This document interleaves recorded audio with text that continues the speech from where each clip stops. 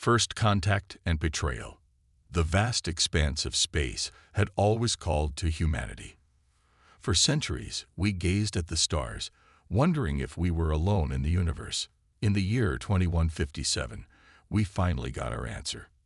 It was a typical day at the Deep Space Monitoring Station on Mars when the first signal came through.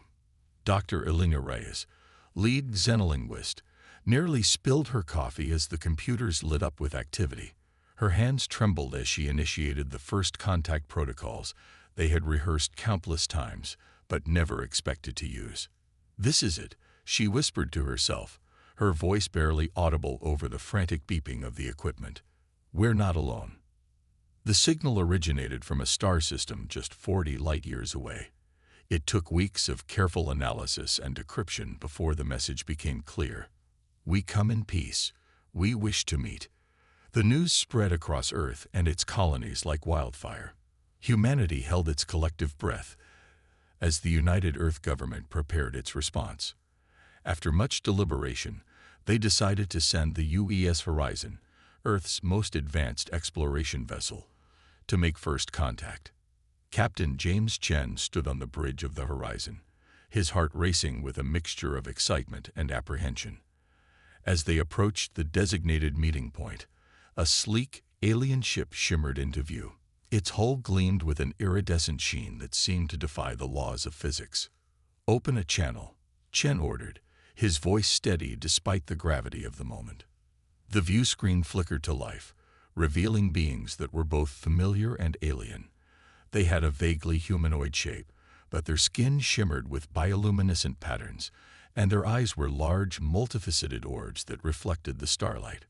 "Greetings," the alien leader spoke, its words translated by the ship's computer. "We are the Zarkali. We welcome you to the stars." The initial exchanges were cordial, even friendly.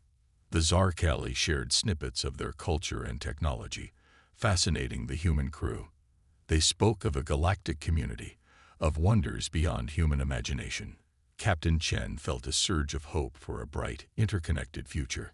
But as the days passed, something felt off. The Zarkali became increasingly evasive about certain topics, particularly about other alien species and the state of galactic politics. Chen's instincts, honed by years in the space service, told him something wasn't right. His suspicions were confirmed in the most horrific way possible. It happened during a routine data exchange. As the Horizon systems interfaced with the Zarkali ship, alarms blared across the bridge. "Captain," the security officer shouted, "they're attempting to bypass our firewalls." Before Chen could react, the ship shuddered violently. The Zarkali vessel had opened fire without warning, its weapons far more powerful than anything humanity had encountered before. "Shields up. Evasive maneuvers," Chen ordered, but it was too late. The Horizon's defenses, designed for protection against solar flares and micrometeoroids, crumpled under the alien assault. As the ship began to break apart, Chen made a desperate move. "Initiate emergency broadcast." He yelled over the chaos. "Send everything we've got back to Earth." The last thing Chen saw before the bridge exploded was the cold, indifferent stare of the Zarkali leader on the view screen. In that moment, he understood the terrible truth.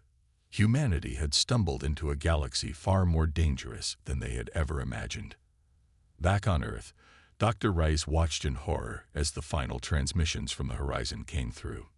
Tears streamed down her face as she realized the magnitude of what had just happened. Humanity's first contact had ended in betrayal and destruction. As news of the Horizon's fate spread, shock gave way to anger and then to grim determination. Emergency meetings were called in every major government. The United Earth Council convened in an unprecedented continuous session. In universities and research labs across the planet and its colonies, scientists worked around the clock, poring over the data sent back by the Horizon in its final moments. Every scrap of information about Zarkali technology became invaluable. Military leaders dusted off old contingency plans for extraterrestrial threats, plans that had once seemed like science fiction exercises. Now, they were deadly serious. In orbit, the fledgling Earth Defense Fleet, once seen as a symbolic force, became the focus of a massive expansion and modernization effort. Shipyards that had been building civilian vessels were rapidly retooled for military production. As humanity grappled with the reality of a hostile universe, a phrase began to circulate, first in military circles, then in the media, and finally on the lips of every human from Earth to the outer colonies. Never again. The loss of the Horizon and its crew was a tragedy, but it had awoken a sleeping giant. Humanity, faced with an existential threat, was uniting as never before. The species that had taken its first steps into space with wonder and hope was now arming itself, driven by a fierce determination to survive and thrive among the stars. As Dr. Rice looked out at the night sky from her office window, the stars no longer seemed benign points of light. They were now a challenge, a gauntlet thrown down by a hostile universe. But as she clenched her fists, she felt a surge of pride and determination. "We'll be ready next time," she whispered to the uncaring cosmos, "and we'll show them what humanity is truly capable of." The age of innocence was over. The age of humanity's rise had begun. The call to arms. In the 5 years following the Horizon incident, humanity underwent a transformation unlike anything in its history. The threat of alien aggression had united Earth and its colonies in a way no earthly crisis ever could. Old rivalries were set aside, resources were pooled, and a singular focus emerged: survival. Dr. Elena Rice, now the head of the newly formed Xenotechnology Integration Division, stood before a holographic display of Earth's first true battlecruiser, the UES Defiant. Its sleek lines belied the incredible firepower hidden beneath its hull, a testament to humanity's rapid technological leap. "We've managed to reverse engineer some of the Zarkali shielding technology," she explained to the assembled military brass. "It's not perfect, but it's leagues beyond what we had 5 years ago." Admiral Zhao nodded, his weathered face a mask of concentration. "And the weapons systems. A combination of our most advanced railguns and energy weapons derived from Zarkali tech," Rice replied. "In simulations, they're capable of penetrating shields similar to what we encountered." The room fell silent as the implications sank in. They had a fighting chance now. Across the solar system, similar briefings were taking place. On Mars, General Sarah Okoye oversaw the training of the first wave of Space Marines, soldiers equipped with powered armor that could withstand the vacuum of space. In the asteroid belt, automated mining operations worked tirelessly, extracting the raw materials needed for the growing fleet. But it wasn't just military advancements that marked this new era. The fear of alien invasion had spurred innovation in every field. Fusion reactors, once a distant dream, now powered cities and starships alike. Quantum computing had made AI assistants as common as smartphones once were, and the development of the Anderson drive promised to reduce interstellar travel times from years to months. In orbit around Jupiter, the largest shipyard humanity had ever built hummed with activity. Thousands of workers, both human and robotic, swarmed over the skeletal frames of warships and support vessels. This was the birthplace of the United Earth Defense Force, humanity's shield against the stars. Captain Aisha Kermani watched from the observation deck as another cruiser detached from its berth, its engines flaring to life. She felt a mix of pride and apprehension. In a few short weeks, she would be commanding one of these vessels, leading her crew into the unknown. "Impressive, isn't it?" a voice said behind her. Kermani turned to see Admiral Zhao approaching. "Yes, sir," she replied. "I never thought I'd see anything like this in my lifetime." Zhao nodded, his eyes fixed on the shipyard. "Neither did I. But necessity is the mother of invention, as they say." He turned to face Kermani. "Are you ready for this, Captain? What we're about to do, it's unprecedented." Kermani straightened her back. "Ready and willing, sir. We all are." The Admiral smiled, but it didn't reach his eyes. "Good, because in 3 days we launch. Operation Sentinel begins. As Zhao left, Kermani felt a shiver run down her spine. Operation Sentinel, humanity's first military expedition beyond the solar system. Their mission was to establish a network of early warning outposts and to gather intelligence on the Zarkali and any other potential threats. Back on Earth, in the sprawling underground complex that housed the United Earth Council, heated debates were taking place.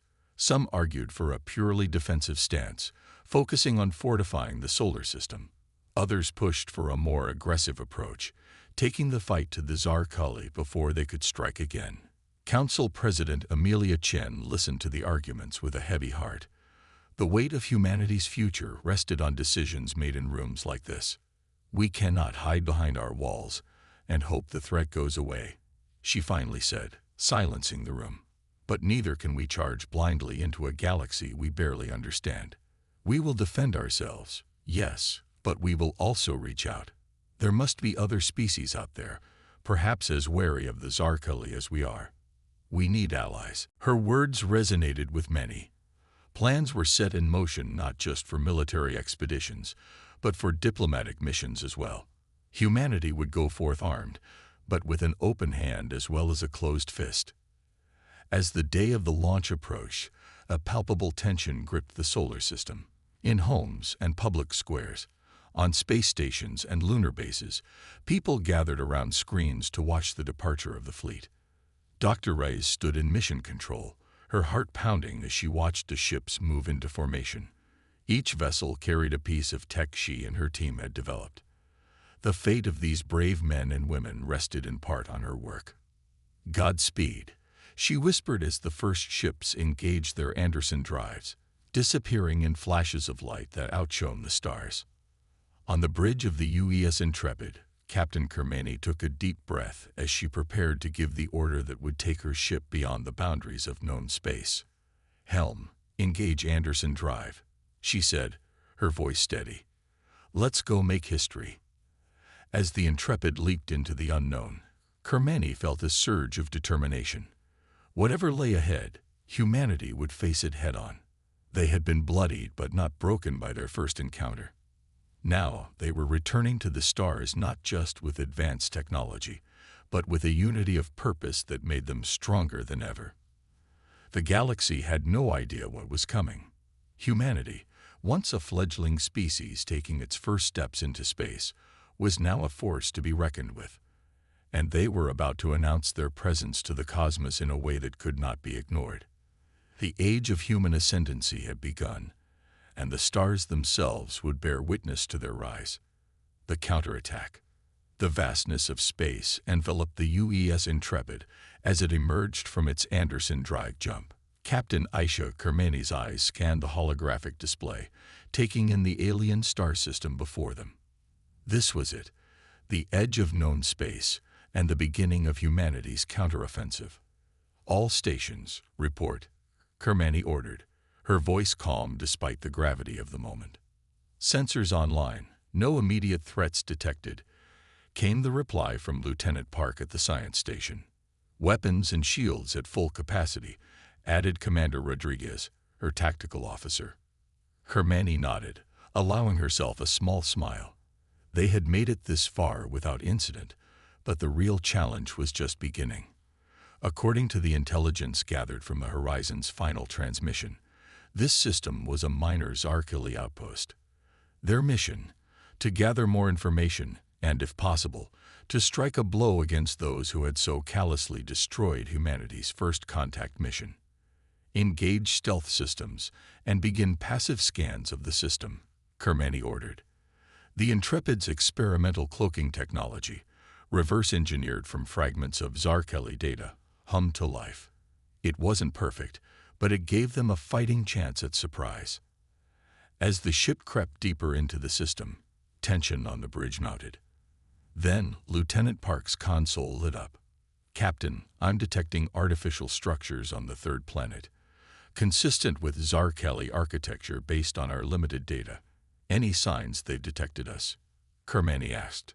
"Negative, Captain. Their activity patterns appear normal." Kermani's mind raced through the possibilities. This was their chance to gather crucial intelligence, possibly even to capture Zarkeli technology intact. But it was also incredibly risky. Tactical, prepare a strike team. We're going in, she decided, and send a coded burst transmission to the fleet. If we don't report back in 12 hours, they're to proceed with Phase 2. As the Intrepid moved into orbit around the alien world, the strike team, led by Major Emeka Okafor, prepared for humanity's first offensive action against an alien power. Their powered armor, a marvel of human engineering augmented by reverse-engineered alien tech, hummed with energy. Remember, Okafor briefed his team, our primary objective is intelligence gathering. Engage only if necessary, and prioritize capturing their data cores. The drop pods streaked through the alien atmosphere, their stealth systems masking them from Zarkeli sensors. As they landed on the outskirts of the alien facility, Okafor couldn't help but feel a surge of pride. Humanity had come so far in such a short time. The team moved swiftly through the alien structure, their advanced AI translators decoding Zarkeli script in real time. They downloaded terabytes of data, planted surveillance devices, and prepared to exfiltrate. But then, everything went sideways. An alarm blared through the facility. The Zarkeli had detected them.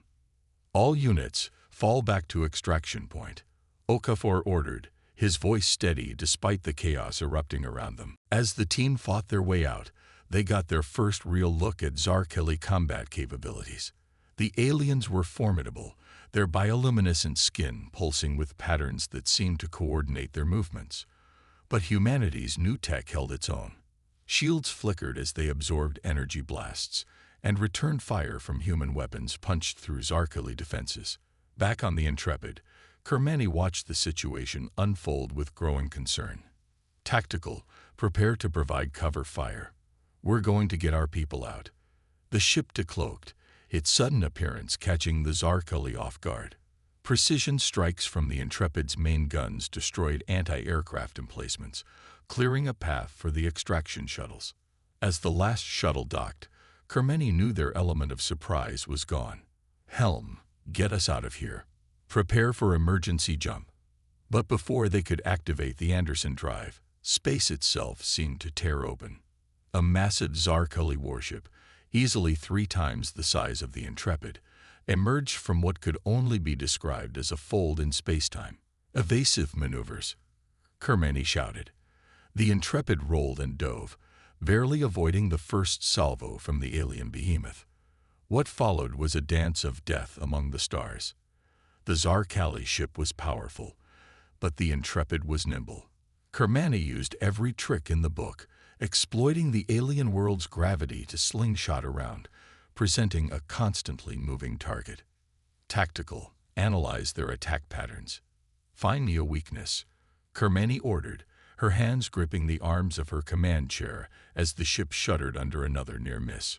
Commander Rodriguez worked furiously at her console. Captain, I'm detecting fluctuations in their shield grid every time they fire their main weapon. There's a split-second window where they're vulnerable. Kermani's mind raced. It was a small window, but it might be their only shot. Helm, on my mark, I want you to fly us straight at them. Tactical, pour everything we've got into their weak point the moment their main gun fires. The bridge crew looked at her in shock. It was practically a suicide run. Trust me, Kermani said, her voice filled with a confidence she didn't entirely feel. The Intrepid screamed through space, hurtling towards the Zarkeli vessel. The alien ship's main gun began to glow, ready to unleash a blast that would tear the human ship apart. Now, Kermani shouted. The Intrepid's guns roared to life, a concentrated beam of energy and a swarm of missiles all converging on a single point. For a heart-stopping moment, it seemed like it wouldn't be enough. Then, the Zarkeli ship's shields collapsed. The Intrepid's weapons tore into the alien vessel's hull, triggering a cascade of explosions. As the Zarkeli ship began to break apart, Kermani allowed herself a moment of exultation. Helm, get us out of here. Let's go home. The Intrepid jumped to safety, leaving behind a scene of destruction that would send shockwaves through the galaxy. Humanity had not only survived its first real engagement with the Tsar Cully, but had emerged victorious. As the ship raced back towards Earth, carrying with it a treasure trove of alien data and the tale of an impossible victory, Kermani knew that everything had changed. The Tsar Cully, and indeed the rest of the galaxy, would have to reevaluate their understanding of this young species from a backwater star system. Humanity had announced its presence on the galactic stage, not with words, but with a demonstration of courage, ingenuity, and martial prowess that could not be ignored. The message was clear: underestimate us at your peril. The war for humanity's future had truly begun, and they had drawn first blood. Revelations and alliances. The return of the UES Intrepid to Earth was met with a mixture of jubilation and trepidation. Captain Kermani's victory over the Tsar Cully warship had proven that humanity could stand toe-to-toe with advanced alien civilizations, but it had also confirmed their worst fears. They were embroiled in a conflict that spanned the stars. In the weeks that followed, the data recovered from the Tsar Cully outpost was analyzed with feverish intensity. Scientists, linguists, and military strategists worked around the clock to decipher the alien information. Dr. Elena Reyes led the efforts, her team making breakthrough after breakthrough. It was during one of these marathon sessions that Dr. Reyes made a startling discovery. "This can't be right," she muttered, rubbing her tired eyes as she stared at the holographic display. "What is it?" asked her assistant, Dr. Yuki Tanaka. Reyes pointed to a section of the translated text. According to this, the Tsar Cully aren't the dominant species in this part of the galaxy. They're outcasts, pariahs. The implications of this revelation sent shockwaves through the United Earth government. The Tsar Cully, it seemed, were a species known for their aggression and expansionist policies. They had been pushed to the fringes of their former territory by a coalition of other alien races. President Chen called an emergency meeting of the Earth Security Council. "This changes everything," she said, addressing the assembled leaders. "We're not just facing one hostile species. We've stumbled into a complex galactic political landscape." Admiral Zhao, freshly promoted after the success of Operation Sentinel, spoke up. "Madam President, this could be an opportunity. If the Tsar Cully have enemies, those enemies could become our allies." The room buzzed with discussion. The idea of seeking alien allies was both exciting and terrifying. Humanity's only experience with extraterrestrial life so far had been violent, but the potential benefits of galactic allies were too significant to ignore. After hours of debate, a decision was reached. A diplomatic mission would be launched, seeking to make contact with the coalition that opposed the Tsar Cully. At the same time, Earth's defenses would continue to be strengthened and the fleet expanded. The UES Odyssey, a newly commissioned ship designed for long-range exploration and first contact scenarios, was chosen for the mission. Its crew was a hand-picked team of diplomats, scientists, and military personnel, led by Ambassador Zara Nadira, a veteran negotiator known for her ability to bridge cultural divides. As the Odyssey prepared for launch, Captain Kermani and the crew of the Intrepid were tasked with a different mission. They would lead a task force to establish a forward operating base in the system where they had encountered the Tsar Cully. It would serve as both an early warning station and a springboard for further operations. The day of the dual launch arrived, with the eyes of humanity fixed on the two ships that carried their hopes and dreams among the stars. The Odyssey, sleek and gleaming, was a symbol of humanity's desire for peaceful coexistence. The Intrepid, battle-scared but proud, represented their determination to defend themselves at all costs. As the ships disappeared into the void, President Chen addressed the people of Earth. "Today, we take our next steps into a larger universe," she said. "We go forth not just as explorers or warriors, but as representatives of all humanity. We seek friendship where we can find it, and we stand ready to defend ourselves and our potential allies against those who would threaten us." Weeks passed as the Odyssey ventured deeper into unknown space, following the star charts recovered from the Zarkeli data. Finally, they'd reached a system that the data had indicated was a border outpost of the alien coalition. Ambassador Nadira stood on the bridge, her heart racing as an alien station came into view. It was a massive structure, a blend of organic curves and crystalline surfaces that defied human architectural norms. "Open a channel," she ordered, her voice steady despite her nerves. For a tense moment, there was no response. Then suddenly, the view screen flickered to life, revealing a being unlike anything humanity had ever seen. It had a vaguely avian appearance, with iridescent feathers and multiple eyes that seemed to move independently. "Unknown vessel," the alien spoke, its words translated by the ship's advanced AI. "You have entered restricted space. Identify yourselves." Nadira took a deep breath. This was the moment she had trained for her entire career. "I am Ambassador Zara Nadira of Earth. We come seeking friendship and alliance against a common foe." The alien's eyes blinked in rapid succession. "Earth, we know of no such world. Explain your presence and your claims of a common enemy." Over the next several hours, Nadira and her team explained humanity's situation, their encounter with the Zarkeli, and their desire for peaceful cooperation. The alien, who introduced itself as Xarloth of the Galactic Concord, listened with increasing interest. "Your story is most unexpected," Xarloth said finally. "The Zarkeli have been quiet for cycles. If they are stirring again, this is troubling news indeed." What followed was a whirlwind of diplomacy.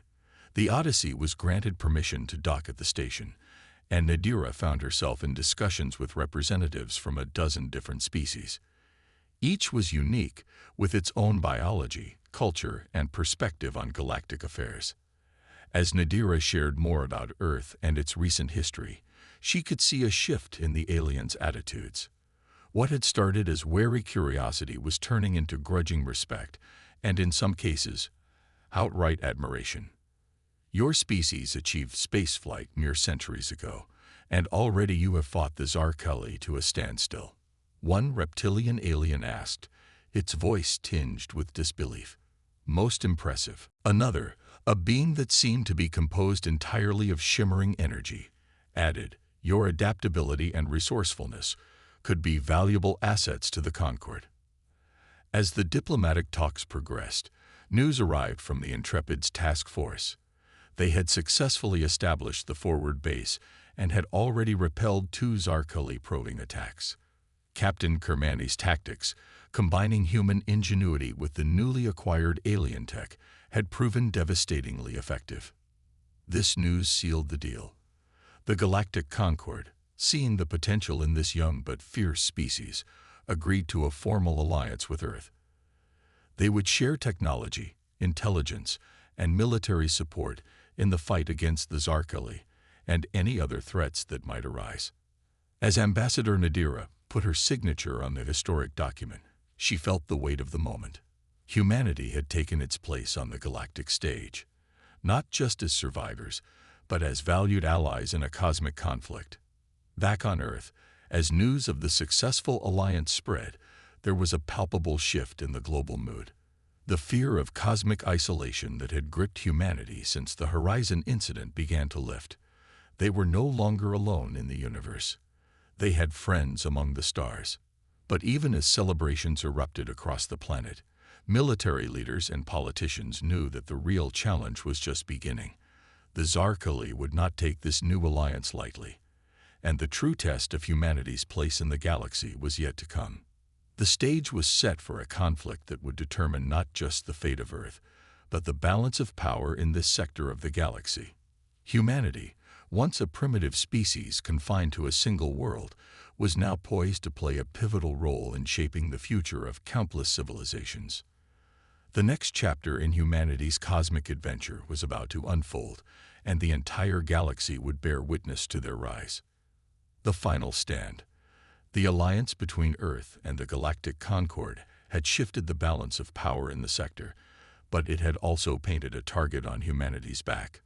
The Zarkeli, enraged by this turn of events, launched a massive offensive aimed at crushing the upstart species that had dared to challenge them.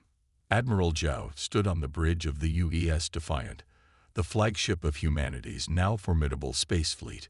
Around him, a mixed force of human and alien ships prepared for what would likely be the defining battle of the war. "Status report," Zhao barked, his eyes fixed on the holographic display showing the approaching Zarkeli Armada. "Concord forces are in position, Admiral," replied his XO, Commander Sarah Chen. "The Xarloth battle groups are taking up flanking positions, and the Tulric's energy beings are interfacing with our sensor networks." Zhao nodded grimly. The coalition they had built was impressive, but the Zarkeli force bearing down on them was like nothing they had ever faced. This was it, the moment that would decide the fate of Earth and its allies. As the enemy fleet drew closer, Zhao couldn't help but reflect on how far humanity had come.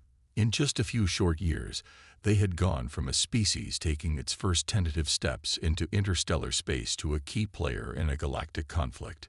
The sacrifices had been enormous, but so had the advances. "Sir," Chen's voice cut through his thoughts, "we're receiving a transmission from the Zarkeli flagship." The main view screen flickered to life, revealing the familiar bioluminescent patterns of a Zarkeli commander. Its multifaceted eyes seemed to glow with malice. "Humans," it spoke, the translation software rendering its clicks and whistles into English. "Your interference in galactic affairs ends today. Surrender now, and we may allow your species to survive as our thralls." Zhao's expression hardened. "We've come too far to bow down now," he replied. "Humanity and its allies stand ready to defend our freedom. It is you who should consider surrender." The Zarkeli commander's skin flashed with patterns that the software interpreted as laughter. "So be it. Your extinction will serve as a lesson to all who would defy the Zarkeli dominion." As the transmission cut off, Zhao turned to his crew. "All ships, battle stations. Execute Operation Thunderbolt." Across the human Concord fleet, ships began to move into complex formations. This was the culmination of months of joint training and strategic planning. Each species brought its unique strengths to the fight. The raw power of human warships, the advanced shielding of the Xarloth, the reality-bending abilities of the Tulrics, and more. The space between the two fleets erupted in a dazzling, terrifying-like show as the battle began. Energy beams, missile swarms, and exotic weapons beyond human understanding crisscrossed the void. Ships on both sides exploded in silent bursts of fire, quickly snuffed out by the vacuum of space. On Earth, billions watched the battle unfold through real-time holographic projections. Dr. Elena Reyes stood in the heart of mission control, coordinating the deployment of new technologies that had been rushed into production. "Activating the quantum entanglement disruptors," she announced, her fingers flying over holographic controls. Across the battlefield, Zarkeli ships suddenly found their communications scrambled, their coordinated attacks falling into disarray. It was a critical advantage, but the Zarkeli still outnumbered the Allied fleet. As the battle raged on, it became clear that despite their technological edge, the Allies were being slowly pushed back. The Zarkeli's numbers were simply too great. In the thick of the fight, Captain Aisha Kermani's voice crackled over the comms. "Admiral, we've detected a weakness in the enemy formation. There's a gap in their lines, but it's directly in front of their super dreadnought." Zhao's mind raced. It was an opportunity, but also likely a trap. To exploit it would mean sending ships on what could be a suicide mission. He made his decision. "Captain Kermani, take your task force and punch through that gap. We'll provide cover fire." "Understood, sir," Kermani replied, her voice steady despite the weight of the mission. Kermani's ships, led by the battle-scarred Intrepid, accelerated towards the gap in the Zarkeli lines. Enemy fire intensified, but the human ships dodged and weaved, their pilots pushing their craft to the limit. As they approached the massive Zarkeli super dreadnought, Kermani's voice came over the fleet-wide channel. "For Earth, for our allies, for the future." Her words galvanized the entire fleet. human and alien alike. The Intrepid and its escorts unleashed everything they had at the enemy flagship: exotic matter torpedoes, reverse-engineered from Concord technology, phased through the dreadnought's shields. Concentrated fire from the entire task force hammered the weak points identified by their scans. For a moment, it seemed as if the attack had failed. Then, a series of explosions blossomed across the Zarkali vessel. The mighty ship began to break apart, its destruction sending shockwaves through the enemy fleet. All ships pressed the advantage. Zhao ordered. The Allied fleet surged forward, exploiting the chaos caused by the loss of the enemy flagship. What had been a desperate defense became a rout. Zarkali ships, their command structure in disarray, began to retreat or surrender. The tide of battle had turned. Hours later, as the last enemy vessels fled or were captured, a cheer went up across the Allied fleet. They had done it. Against all odds, they had defeated the Zarkali Armada. In the aftermath of the battle, as rescue operations began and damage reports came in, Zhao received a transmission from Earth. It was President Chen, her face beaming with pride and relief. "Admiral, you and your forces have written a new chapter in the history of not just Earth, but of this entire sector of the galaxy," she said. "The Galactic Concord is hailing this as a turning point in their long struggle against the Zarkali." Zhao allowed himself a small smile. "Thank you, Madam President. But the credit goes to every being who fought here today, human and alien alike. We've proven that together, we can overcome any challenge." As the transmission ended, Zhao looked out at the starfield, now dotted with the lights of ships from a dozen different species. Humanity had not only survived its trial by fire, but had emerged as a linchpin in a new galactic order.